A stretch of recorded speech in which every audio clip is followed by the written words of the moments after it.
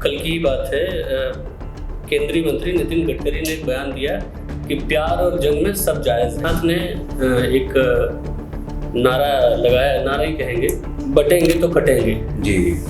तो इस समय पूरे महाराष्ट्र में अगर देखें तो मतलब जितने भी स्टार कैंपेनर्स हैं उन सब में जो योगी आदित्यनाथ के जो वो नारे की जो प्रेजेंस नज़र आती है, मतलब कोई भी बड़ा राजनेता जो वहाँ जा रहा है वो इस नारे को ज़रूर दोहरा रहा है अपने अपने तरीके से।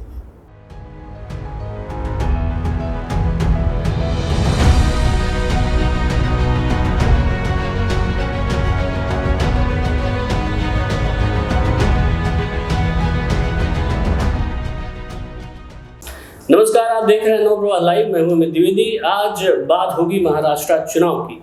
महाराष्ट्र में जिस तरीके से चुनाव की सरगर्मियां तेज हो गई हैं, सारी पार्टियां जो हैं अब एकदम एक्टिव हो गई हैं और सब मैदान में सारे नेता उतर चुके हैं। तो आज महाराष्ट्र चुनाव में क्या चल रहा है, वहाँ के नेताओं की क्या गतिविधि है, भारतीय जनता पार्टी के नरेंद्र मोदी हो चाहे राहुल गांधी हो या जो बड़े नेता वहाँ के स्थानीय हैं, उद्धव ठाकरे, राज ठाकरे या कांग्रेस के जो बड़े नेता हैं, एनसीपी के जो बड़े नेता हैं, उनकी क्या गतिविधि रही है, इस पर हम आज चर्चा करेंगे। आज इस पर चर्चा करने के लिए हमारे साथ राजनीतिक विश्लेषक डॉक्टर अजय पांडे हमारे साथ मौजूद हैं।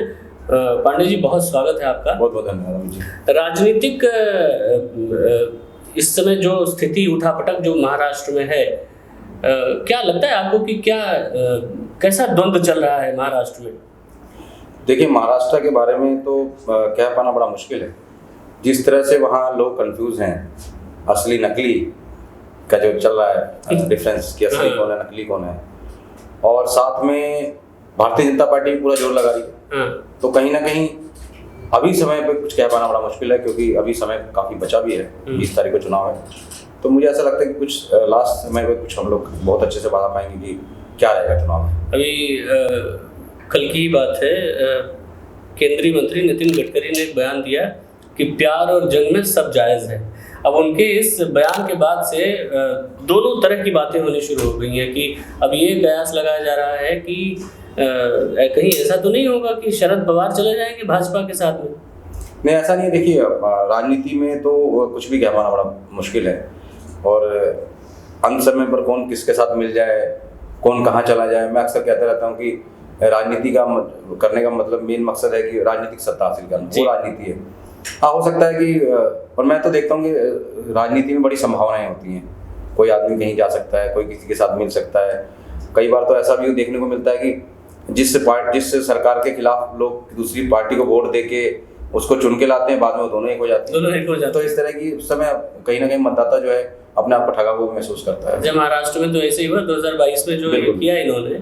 अब आप सोचिए कि जो उद्धव ठाकरे की पार्टी तो एक हिसाब से उद्धव ठाकरे की थी, शिवसेना मतलब ठाकरे परिवार, तो अब ठाकरे परिवार से अलग होके शिंदे ने इनके साथ में गठजोड़ कर लिया, सरकार बना लिया। अच्छा, एक वहाँ पर एक अस्थायी सरकार मिली 2022 के बाद भी। ऐसा लगा नहीं था कि ये पूरा टेन्योर अपना कंप्लीट कर पाएंगे, लेकिन उसके बाद भी ये चीज़ें हुई और सरकार में बने रहे वो।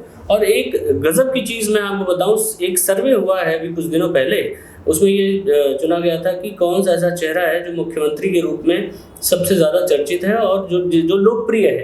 तो उसमें जो शिंदे हैं उनको सबसे ज़्यादा वोट मिले। मतलब इसका मतलब है कि सरकार चलाने के बावजूद ये जो उठापटक हुई है एक अलग बात है, लेकिन वास्तविकता जो है वो ये है कि जो वो काम कर रहे हैं वो लोगों को पसंद आ रही हैं बातें।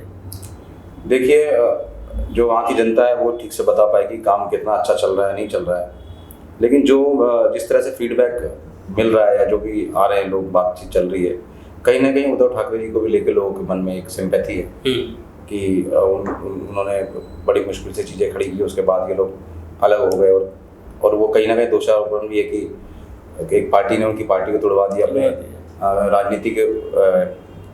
राजनीतिक लाभ के लिए। तो उद्धव जी के प्रति भी लोगों में कहीं ना कहीं एक सिंपैथी तो है। हाँ। बाकी रही शिंदे जी की बात, कितना काम किया क्या नहीं किया, वो तो जब फैसला आएगा, रिजल्ट आएगा तो पता लगेगा कितना वो खरे उतरे लोग। बिल्कुल सही बात है, उम्मीदों पे। तो अभी मतलब क्या लगता है आपको कि कांग्रेस कितनी मजबूती से चुनाव लड़ रही है? देखिए, महाराष्ट्र का कहीं ना कहीं, देखिए जिस तरह से दिल्ली राजनीतिक जो है राजधानी है, कैपिटल है, उसी तरह वित्तीय जो जिसे कहते हैं फाइनेंशियल जो कैपिटल है वो मुंबई महाराष्ट्र है। तो पूरी हिंदुस्तान की नज़र महाराष्ट्र पे रहती है और महाराष्ट्र को साध लेना, महाराष्ट्र में जीत लेना भी अपने आप में बड़ी बात है। तो सारी पार्टियां कहीं ना कहीं पूरा जोर लगा रही है। वहाँ कांग्रेस भी उसी प्रकार से लगी हुई है, क्योंकि अभी आपने देखा कि हरियाणा में बहुत उम्मीद थी कांग्रेस को कि हरियाणा में कांग्रेस सरकार बनेगी, लेकिन उस तरह से कांग्रेस के मन मुताबिक रिजल्ट नहीं आया। तो अब कांग्रेस ये चाहेगी कि भाई महाराष्ट्र में कुछ अच्छा करे, जिससे कि बाकी चुनावों पर भी उसका असर हो, उसके बाद और भी राज्यों में चुनाव होंगे उस पर असर हो। तो कांग्रेस पार्टी भी पूरा जोर लगा रही है। अब इसके बाद ही 25 में बिहार का चुनाव है, बहुत महत्वपूर्ण चुनाव। जी जी जी। मतलब भारत में अगर जो हम बात करें राज्यों में जो विधानसभा के चुनाव होते हैं, उनमें बिहार, उत्तर प्रदेश, महाराष्ट्र ये बहुत महत्वपूर्ण राज्य है। तो इसका कहीं ना कहीं असर तो पड़ेगा ही वहाँ पर। बिल्कुल पड़ेगा। और उसी को चीज़ों को ध्यान में रखते हुए आपने देखा कि कांग्रेस पार्टी ने अपने जितने भी प्रदेशों के मुख्यमंत्री थे सबको उतार दिया और पूरी टीम को जो है, पूरी जितनी भी उनकी मशीनरी है उन सबको लगा दिया। तो कहीं ना कहीं जो है कांग्रेस के लिए भी और अन्य पार्टी के लिए भी ये स्वाभिमान का भी विषय है। इसीलिए कोई भी पार्टी जो है किसी प्रकार का चूक नहीं करेगी, चाहे वो शरद पवार जी की एनसीपी हो, चाहे वो अजित पवार जी की एनसीपी हो, चाहे वो असली नकली वाली शिवसेना वाली बात करें उद्धव ठाकरे जी की हो या एकनाथ शिंदे जी की हो। भारतीय जनता पार्टी तो जोर लगा ही रही है जी। तो भारतीय जनता पार्टी का भी मुझे ऐसा लगता है जिस तरह से वो कंपेन कर रही है, अग्रेसिवली कंपेन कर रही है और जिस तरह से उन्होंने अपने लीडर्स को उतारा है, तो भारतीय जनता पार्टी भी किसी प्रकार का चूक नहीं करना चाहती है। वो भी पूरा चाहती है कि कहीं ना कहीं वो सरकार दोबारा बना के लाए। अच्छा, आप एग्रेशन की आपने बात की, योगी आदित्यनाथ ने एक नारा लगाया, नारा ही कहेंगे, बटेंगे तो कटेंगे। जी। तो इस समय पूरे महाराष्ट्र में आप अगर देखें तो मतलब जितने भी स्टार कैंपेनर्स हैं उन सब में जो योगी आदित्यनाथ के जो वो नारे की जो प्रेजेंस नज़र आती है, मतलब कोई भी बड़ा राजनेता जो वहाँ जा रहा है वो इस नारे को ज़रूर दोहरा रहा है अपने अपने तरीके से। देखिए योगी जी ने क्या सोच के वो नारा दिया है वो तो योगी जी जानते हैं, और कहने वाला क्या किस भावना से कह रहा है और समझने वाला किस भावना से समझ रहा है वो तो उनके ऊपर डिपेंड करता है। बाकी ठीक है, वो कटेंगे बटेंगे किस तरह की बातें अब कुछ दिनों से सुनने को मिल रही, कुछ सालों से, कि अलग अलग संप्रदाय के लोग अलग अलग तरीके की बातें कर रहे हैं। तो अब इस तरह का चलन भी चल चुका है कि इस तरह के नारे लगा के कहीं ना कहीं वोट को अपनी तरफ खींचने के लिए इस तरह के नारों का इस्तेमाल किया जाए। अब अजीत पवार उनके साथ में है, लेकिन अजीत पवार कह रहे हैं कि यहाँ सिर्फ शिवाजी महाराज की बात चलेगी, कोई बटेंगे कटेंगे वाला मामला नहीं। देखिए दोनों पार्टियां अलग अलग विचारधारा की है, एक दूसरे के खिलाफ लड़ती आई है, लेकिन कहीं ना कहीं मैंने आपको बोला कि राजनीतिक सत्ता हासिल करने के लिए और सत्ता पे काबिज होने के लिए तो सारे प्रयास किए जा रहे हैं जी। अब ये है कि जब सरकार बन जाएगी तो सारी विचारधाराएं एक हो जाएंगी। हाँ, अभी ये है कि चलो छत्रपति शिवाजी महाराज के नाम पे वोट ले लिया जाए या हिंदू मुस्लिम के नाम पे वोट लिया, अभी तो वही चल रहा है। बाद में जब सरकार किसकी बनती है तो आप सब आदमी उसी लाइन पे चलेंगे। अच्छा, इसमें एक एंगल नवाब मलिक का भी है, याद होगा आपको, भाजपा ने इसका विरोध किया। क्या लगता है आपको कि इस विरोध का कुछ खामियाजा देखने को मिलेगा, भुगतना पड़ेगा ये भाजपा को या फिर एनसीपी को जो अजीत पवार के साथ में? देखिए आप नवाब मलिक जी को तो आप देखते रहते हैं, पास्ट में भी इस तरह के बयान उनके चलते रहते हैं, तो कहीं ना कहीं उनका निजी व्यक्तिगत बयान है और मुझे नहीं लगता उसका कोई बहुत ज़्यादा असर पड़ने वाला है। अभी तो चुनाव जो है अभी मतलब मैंने महसूस किया कि अभी जो महाराष्ट्र का वोटर है ना बिल्कुल कंफ्यूज है। हाँ, बिल्कुल वो कंफ्यूज की स्थिति में है। असली नकली, बड़ा छोटा, क्या नाम है, सही गलत और विकास और विनाश, उसके बीच में फंसा हुआ है। क्योंकि मैं महाराष्ट्र के लोगों से मैं संपर्क में हूँ और उनसे जब मैं पूछता हूँ, चर्चा करता हूँ, मैं भी जब जैसे पीछे भी काफ़ी दिन रहा महाराष्ट्र में, मुंबई में, तो मैंने जब भी किसी से बात की तो उसने मतलब किसी ने बड़े स्पष्ट रूप से कुछ नहीं बोला, बस उसका ये कहना था कि अब हमें समझ नहीं आता हम क्या करें, किसको वोट दें, किसको सही माने, किसको गलत माने, किसको असली माने, किसको नकली माने। उसी के बीच में आदमी जो है, मतदाता जो है, फंसा हुआ। सही गलत में तो बड़ा पेच है। मतलब आप ये समझिए, कोई बोलता है कि बाला साहब ठाकरे की आइडियोलॉजी पे नहीं चले ये, और कुछ लोग बोलते हैं कि बड़ी मुश्किल। अच्छा, इस बीच में एक बड़ी इंटरेस्टिंग बात ये देखिए, सही गलत के बीच चुनाव 2019 में जो हुआ था विधानसभा का, वो भारतीय जनता पार्टी और उद्धव ठाकरे की जो शिवसेना है, तत्कालीन शिवसेना, इन लोगों ने साथ में लड़ा था। बाद में आपसी द्वंद्व हुआ और इन्होंने कांग्रेस के साथ में सरकार बनाई, ये तो अलग बात हो गई। लेकिन आइडियोलॉजी का जो क्लैश है वो तो उसी समय से चलता आ रहा है ना, 2019 से ही।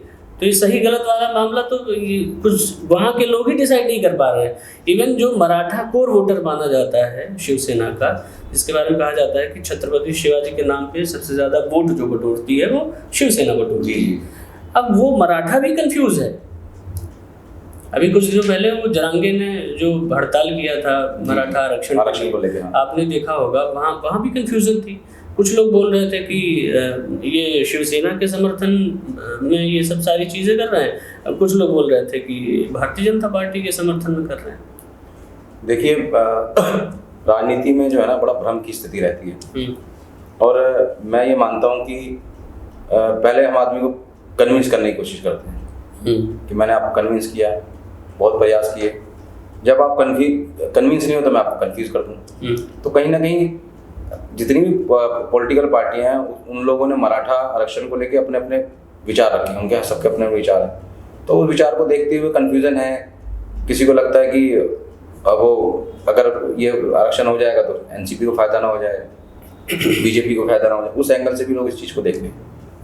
देवेंद्र फडणवीस की क्या भूमिका नजर आती है आपको इस चुनाव में? देखिए, मैं तो उनसे कभी मिला नहीं, लेकिन कहीं ना कहीं जिस तरह से उनका काम करने का तरीका है और जिस तरह से उनकी लोकप्रियता है, मैं उसको सलाम करता हूँ। और मैंने कई बार ऐसे जब हम लोग ट्रैवल वगैरह करते हैं तो मैंने कभी ये भी महसूस किया कि जो गैर भाजपाई लोग भी हैं वो भी देवेंद्र जी की बहुत रिस्पेक्ट करते हैं, उनके काम को, उनके विज़न को, जिस प्रकार से वो लोगों से उनका मिलना जुलना रहता है। तो कहीं ना कहीं एक बड़ा चेहरा मैं उनको मानता हूँ कि महाराष्ट्र में बड़ा चेहरा है। और हालांकि ये इनकी अपना डिसीजन है कि किसको मुख्यमंत्री बनाना नहीं बनाना, लेकिन एक मुख्यमंत्री के रूप में उनका एक बड़ा चेहरा मैं मान सकता हूँ कि महाराष्ट्र में है।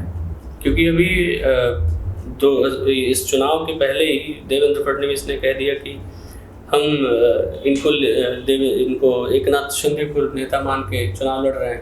तो एक तरह से तो ये इशारा भी हुआ ना कि वो मुख्यमंत्री नहीं रहेंगे। नहीं, मैं उनकी व्यक्तिगत बात नहीं, मैं जनता का जो उनके प्रति जो एक अपनापन है, या देवेंद्र जी के जो काम उन्होंने जो पास्ट में किया है, उस काम को जो लोगों से सुना है, मैंने उस पर माना कि उस पर अपने विचार रखे कि एक अच्छे मुख्यमंत्री वो पहले भी रहे हैं और एक अच्छे मुख्यमंत्री के रूप में वो आगे भविष्य में भी अच्छा कर सकते हैं। मैं ये नहीं कहता एकनाथ जी ने अच्छा काम नहीं किया, उन्होंने बहुत अच्छे काम किए हैं। और अक्सर हम लोगों से बात करते हैं, लोग उनकी कहीं ना कहीं तारीफ करते हैं कि शिंदे जी ने बहुत अच्छा काम किया।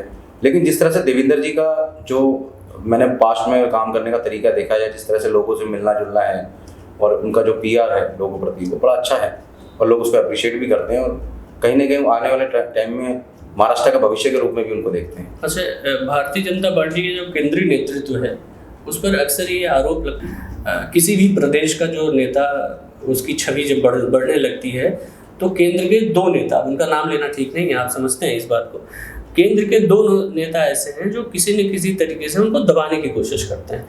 एक तो आप देखिए, आपने पिछले कुछ समय से देखा होगा योगी आदित्यनाथ की छवि को जैसे धूमिल करने की कोशिश की गई थी। महाराष्ट्र में सीटें ज़्यादा होने के बावजूद एकनाथ शिंदे को मुख्यमंत्री बनाया जाता है। तो क्या ये निपटाने की योजना जैसा कुछ लगता है आपको? देखिए, मैं तो ये मानता हूँ कि जो केंद्र में लोग बैठे हैं उनको जो फीडबैक है वो राज्य के लोग ही पहुँचाते हैं।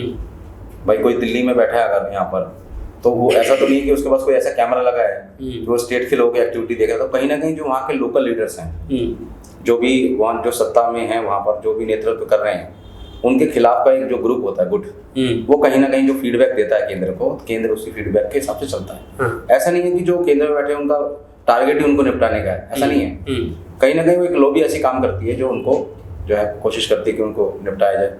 और हर स्टेटों में इस तरह की चीज़ें चलती हैं, ऐसा नहीं है कि, और हर पार्टी में भी चलती हैं। ऐसा नहीं है कि भारतीय जनता पार्टी सत्ता में है तो हम कह सकते हैं कि उनके लोग इस तरह की कोशिश करते हैं। और जितनी भी प्रदेशों में दूसरी पार्टियां भी है, उस पार्टियों में भी जो मुख्यमंत्री है या जो भी नेतृत्व कर रहा है सरकार का, उसके खिलाफ एक लॉबी काम करती है जो जाके नेगेटिव तरह का फीडबैक देती है जिससे कि उसकी लीडरशिप जो है वो डाउन हो रही थी अब। तो इस तरह का चलता है, हर पॉलिटिकल पार्टी में चलता है, हर राज्य में भी चलता है। अच्छा, आपने इसकी बात की नुकसान पहुंचाने वाली, तो 22 ऐसे नेता हैं कांग्रेस के महाराष्ट्र में जिन्होंने बगावत कर दी है, बागी नेता हो गए, और वो अब इनके खिलाफ स्वतंत्र चुनाव लड़ रहे हैं, इंडिपेंडेंट। अभी के जो महाराष्ट्र जी जी 6 साल के लिए इन 22 नेताओं को कांग्रेस ने निष्कासित कर दिया, निलंबित कर दिया है। अब वो पूरी तरीके से एक्टिव हो चुके हैं, वो सारी पॉलिटिकल एक्सरसाइज कर रहे हैं कांग्रेस को डिस्टर्ब करने के लिए। आपको क्या लगता है कि ऐसी सिचुएशन में जहां कांग्रेस एक बहुत तगड़ी लड़ाई में है, युद्ध कर रही, हरियाणा चुनाव अभी अभी उसको हार का सामना करना पड़ा कांग्रेस को, ये जो बागी नेता हैं ये कितना नुकसान पहुंचाएंगे? देखिए अमित जी, हर पॉलिटिकल पार्टी में, हर राज्य में बगावत करने वालों की संख्या होती है, कहीं ज़्यादा होती है, कहीं कम होती है। कई बार हो सकता है कि किसी के साथ जस्टिस ना हो, वो उसने बहुत साल मेहनत की और उसको उस रूप से परिणाम ना मिला हो, उसको टिकट ना मिला हो। अब एक जगह से 8 आदमी टिकट मांग रहे हैं तो टिकट तो एक को मिलेगी, बाकी तो 7 लोग असंतुष्ट रहेंगे। लेकिन डिपेंड करता है कि साथ में हो सकता है कि जिसको टिकट दी उससे ज़्यादा भी मजबूत कोई आदमी हो। बिल्कुल। तो ऐसा हुआ होगा महाराष्ट्र में कि कोई आदमी अगर अपने आप को लगता है वो डिजर्व करता हो, उसको टिकट नहीं मिला और वो लोग मैदान में आ गए। बहुत ज़्यादा नुकसान नहीं होता इन सब चीज़ों से, क्योंकि जहाँ पे पॉलिटिकल पार्टियां चुनाव लड़ती हैं, जहाँ इतनी बड़ी बड़ी पार्टियां, कांग्रेस, बीजेपी या दूसरी पार्टी है, उस पार्टी में मुझे ऐसा नहीं लगता कि जो बाकियों को बहुत ज़्यादा नुकसान और बहुत ज़्यादा सीटों पे नुकसान कर सकती है। कई बार ये होती है कि जिन पार्टियों को टिकट कैंडिडेट को नहीं मिलता, वो दूसरी पार्टियों के लोगों के इन्फ्लुएंस में भी होते हैं, तो वो कहीं ना कहीं कोशिश करने के लिए उनको संपर्क में रहना, उनको फीडबैक देना और उनको कहीं ना कहीं सपोर्ट करना, जिससे कि वो पार्टी का नुकसान करें। इस तरह के लोग हर जगह होते हैं। तो ठीक है, मुझे नहीं लगता कि महाराष्ट्र में उनकी वजह से बहुत ज़्यादा कांग्रेस को नुकसान होने वाला है। अच्छा, मतलब स्थिति ठीक है कांग्रेस की कुल मिला के? मैं कांग्रेस की स्थिति की बात नहीं कर रहा, मैं वैसे बात बोल रहा हूँ कि ठीक है उनकी स्थिति ठीक है। अब फाइट जो है महाराष्ट्र में वो नेक टू नेक है, बिल्कुल नेक टू नेक है। ऐसा नहीं कह सकते कि आप महाआघाड़ी आ जाएगी या भारतीय जनता पार्टी या शिंदे गठबंधन आ जाएगा, ऐसा नहीं है। मतलब कहना बहुत मुश्किल है। मुझे ऐसा लगता है कि अंतिम समय तक ये कह पाना, जिस दिन तक वोटिंग ना हो जाए, बहुत मुश्किल है कि कौन सरकार बना रहा है, कौन सरकार नहीं बना पा रहा है। राज ठाकरे की स्थिति बड़ी अजीब सी हो गई। जब उद्धव ठाकरे जब वो शिवसेना से अलग हुए, जब उनको नेतृत्व नहीं दिया गया बाला साहब ठाकरे द्वारा, तो जब वो अलग हुए उसके बाद तो उनकी स्थिति मुझे लगता है 12-13 सीट्स आई थी जब वो पहली बार चुनाव लड़े थे 2009 में शायद। उसके बाद 1 सीट आई, फिर उसके बाद 1 सीट आई। 2019 में भी एक सीट से ही उनको शायद बाला नांदगांवकर की सीट थी उनकी। अब ऐसी स्थिति है कि राज ठाकरे अपनी अस्मिता की लड़ाई लड़ रहे हैं जी। आपको क्या लगता है, अब वो मोदी के साथ में, जब मोदी का विरोध करते थे, भारतीय जनता पार्टी का विरोध करते थे, अब वो भारतीय जनता पार्टी की बड़ाई करते हैं। नरेंद्र मोदी के साथ उन्होंने एक स्टेज भी शेयर कर लिया, एक रैली में भी साथ में थे जी। अब वो उनके साथ में अमित ठाकरे जो उनके पुत्र हैं, उनकी सीट से एनडीए के जो भी दल हैं उन्होंने उनका समर्थन भी किया, शायद माहिम से चुनाव भी लड़ रहे हैं वो जी। आपको क्या लगता है कि राज ठाकरे कितना इम्पैक्ट डालेंगे? 2024 का जो चुनाव हुआ लोकसभा का, उसमें जहां पर राज ठाकरे ने रैली की, उन 10 में से 9 सीटों पर भारतीय जनता पार्टी की जीत हुई है, मतलब एनडीए की।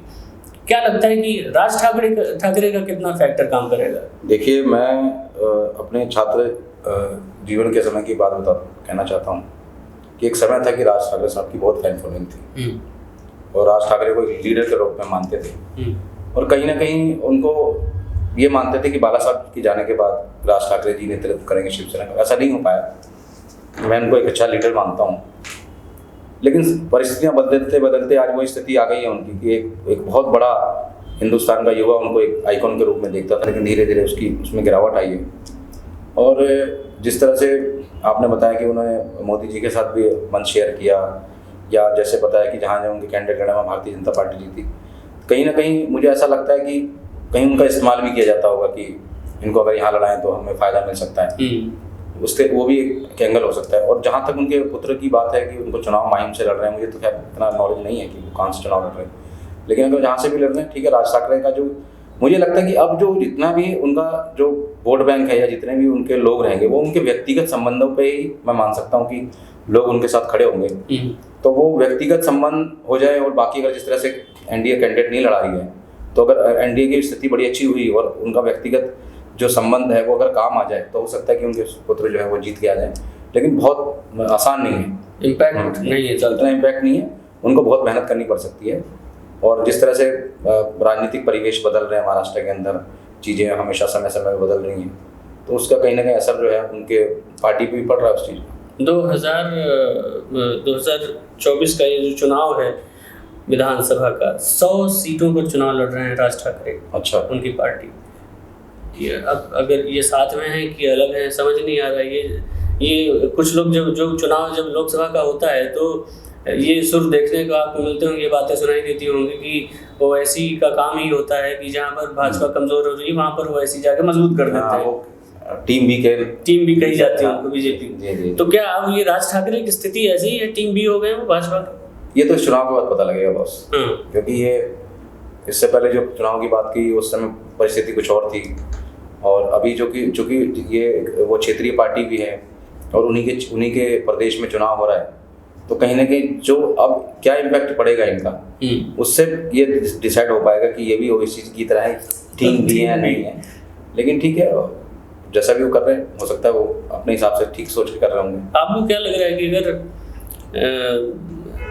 जो कांग्रेस के साथ में गठबंधन है, अगर उनकी जीत हुई, उनको बढ़िया प्रदर्शन उन्होंने किया, तो मुख्यमंत्री का चेहरा आपको कौन नजर आता है कांग्रेस में? देखिए, मुझे तो जहाँ तक जिस तरह से तीनों पार्टियों की बॉडी लैंग्वेज देख के या उनकी जो एक दूसरे के प्रति जो काम करने का तरीका देख के, तो मुझे लगता है कि वो शायद शिवसेना को कोई चाहेंगे कि शिवसेना का ही व्यक्ति मुख्यमंत्री बने, उद्धव ठाकरे। मुझे ऐसा लगता है, मैं अपने जिस तरह के लोगों से चर्चा होती है, और तो मुझे ऐसा लगता है कि कहीं ना कहीं वो उद्धव ठाकरे जी इस मामले में कहीं मजबूत उनका रहेगा, पद के लिए दावेदारी मजबूत रहेगी। बाकी कांग्रेस में बहुत सारे लोग हैं और मैं तो कांग्रेस में कई लोगों से तो देखता रहता हूँ काम करने का तरीका जो उनका है, तो मुझे ऐसा लगता नहीं कि कांग्रेस के हाथ ये सीट लगेगी मुख्यमंत्री की। बाकी वो समय बताएगा क्या होगा। अब तो कोई बड़ा ऐसा नेता भी नहीं दिखता है कांग्रेस में जो मुख्यमंत्री के रूप में दिखाई दे, दावा ही नहीं करते हैं। देखिए, आपने देखा कि पीछे कई सालों से तो गठबंधन की राजनीति है, एक दूसरे पर डिपेंडेंट हैं। देखिए, जब गठबंधन की राजनीति होती है कहीं पे भी, जब आपको सीटों में शेयर करना है, सब कुछ शेयर करना है, तो कहीं ना कहीं लीडरशिप मरती है उससे, क्योंकि मौका नहीं मिलता है। आप सब मानिए कि मैं एक दो ऐसे लोगों को जानता हूँ महाराष्ट्र में, मुंबई में, जिन्होंने बहुत बड़े पद पे रहने के बाद फिर बाद में कांग्रेस ज्वाइन की, फिर वो शायद उनको ये आश्वासन मिला होगा कि उनको टिकट दी जाएगी, फिर वो उन्होंने तैयारी भी की होगी वहाँ, बाद में वो सीट जो है गठबंधन में चली गई। तो वो व्यक्ति है जिसका इतना बड़ा कद रहा और वो उसने पार्टी ज्वाइन की ये सोच के कि मेरा कोई राजनीतिक भविष्य होगा, और फिर वो सीटें जो है गठबंधन में चली जाती हैं, तो कहीं ना कहीं लीडरशिप आती है उसमें। तो कहीं भी आप देख लीजिए, जितने भी आप देखिए, उत्तर प्रदेश में भी ये स्थिति है कि गठबंधन की वजह से वहाँ कोई बड़ा लीडर तैयार नहीं हो पा रहा है। बिहार के अंदर भी ये स्थिति है कि वहाँ कोई बड़ा लीडर, महाराष्ट्र में नाना पटोले जैसे लोग हैं और भी बहुत सारे ऐसे लोग हैं जो अच्छा काम कर रहे हैं लेकिन क्या होता है कि गठबंधन में कहीं ना कहीं चीज़ें दब जाती हैं, तो इसीलिए बहुत ज़्यादा बड़े लेवल पे लीडरशिप डेवलप नहीं हो पा रही है। शरद पवार ने एक बड़ा इमोशनल कार्ड खेला कि मेरा अंतिम चुनाव है। जी। क्या आपको लगता है कि इसका कितना असर पड़ेगा? देखिए, शरद पवार जी का तो बहुत बड़ा कद है, और मैं ये मानता हूँ कि आज की भारतीय राजनीति में इतना बड़ा किसी व्यक्ति का कद नहीं है। जिस तरह से उनकी राजनीतिक सोच समझ है, जो इनका राजनीतिक अनुभव है जीवन का, बहुत बड़ा है। और आपने देखा होगा कि एक समय जब लोकसभा का चुनाव था, उस चुनाव में जिस तरह से वो बारिश में भीगते भीगते उन्होंने जो स्पीच दी थी, और वो उसका रिजल्ट बड़ा पॉजिटिव आया, और वो ऐसी सीट, आप सोच सकते हैं कि ऐसी सीट जीत के लाना वो सिर्फ शरद पवार जी के इमेज की वजह से है। तो कहीं ना कहीं अगर शरद पवार जी ने शब्दों का इस्तेमाल किया है कि मेरी आखिरी पारी है, तो वो बहुत सोच समझ के किया होगा, और कहीं ना कहीं जो है सेंटिमेंट्स जो है इसमें बहुत काम आएंगे। बिल्कुल 100% काम आएंगे, क्योंकि इनकी छवि तो महाराष्ट्र के तो धुरंधर नेताओं में से एक है ही। उनका नाम उन महाराष्ट्र के तो जो मुझे लगता है कि आंचलिक जो क्षेत्र है वहाँ पर तो उनकी बहुत बहुत बड़ा कद है उनका। देखिए शरद पवार जी, हम तो चूँकि दिल्ली में रहते हैं और हमने जो भी चीज़ें हैं दिल्ली से की हैं, लेकिन महाराष्ट्र में जितना भी हम जानते हैं और मुझे ऐसा लगता है कि जो भी मेरा सामाजिक और जो सफ़र रहा होगा उसमें बहुत सारे लीडर्स के बारे में जाना। विलासराव जी भी रहे, अशोक चौहान जी भी रहे, नारायण राणे जी भी हैं, उद्धव जी भी रहे मुख्यमंत्री, बहुत सारे लोग हुए, लेकिन जो कद जो है वो शरद पवार जी का रहा, तो किसी का भी नहीं रहा। पूरे हिंदुस्तान में अगर मैं मानता हूँ कि आज के टाइम में अगर आप सारे लीडर्स की यूनिवर्सिटी कहें तो उसके चांसलर वही हैं। अच्छा। आज की डेट में मैं मानता हूँ उसको। तो शरद पवार जी कहीं ना कहीं ये बात कही है, बहुत सोच समझ के कही होगी और उसका असर भी दिखने को मिलेगा आपको महाराष्ट्र में। खेल होगा मतलब। बिल्कुल होगा, 100%। चलिए, बहुत बहुत शुक्रिया, आपने हमें समय दिया। तो महाराष्ट्र के चुनाव में क्या होगा अभी कहना बड़ा मुश्किल है। मतलब ये कह पाना कि भारतीय जनता पार्टी का गठबंधन सरकार बनाएगी या फिर इंडी गठबंधन सरकार बनाएगी, ये कहना बड़ा मुश्किल होगा। कुछ ही समय रह गए हैं, 20 तारीख को चुनाव है, 23 तारीख को रिजल्ट आ जाएंगे। प्रतीक्षा करते हैं, तब तक आप देखते रहें हमारा चैनल नवप्रवाह लाइव। अगर आपकी कोई प्रतिक्रिया है तो हमें ज़रूर बताएं। नमस्कार।